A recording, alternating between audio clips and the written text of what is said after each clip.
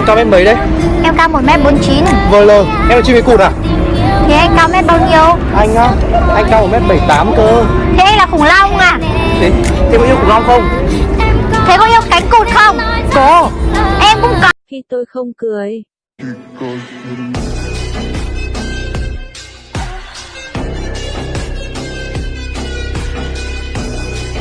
有情我心如孤điều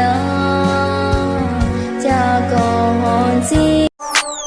Bố mày cắt đầu moi, bố mày cắt đầu moi, yeah. Bố mày cắt đầu moi, bố mày cắt đầu moi, yeah. Bố mày cắt đầu moi, bố mày cắt đầu moi, yeah. Nổ cho tao cái địa chỉ, bố qua nhà mày, bố đánh mày chết toi, yeah. Bố mày cắt đầu moi, Đừng nghẹn nữa, nhà mình còn gì đâu.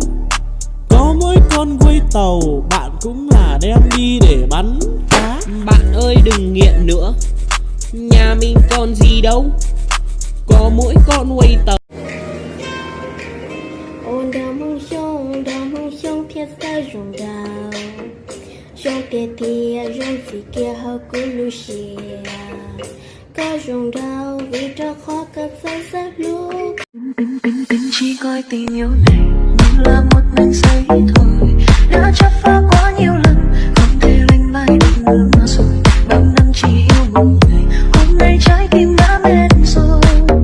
Đừng Ngó lên trời trời cao Dân châu Á đã đi vô ba, hai tay tao phi đô la. Mấy em gái phải đứng xếp hàng vì tưởng tao cháu của Tô Fuda. Tao chọn là One Two Three, cưng khoái cứ Kimochi.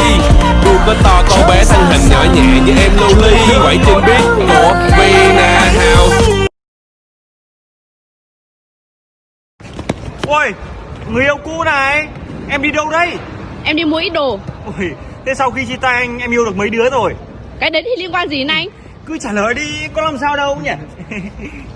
Một. Anh yêu được á, tận 10 đứa rồi đấy. Nhưng mà tôi sắp cưới rồi. Cưới á? Với ai? Tao. What?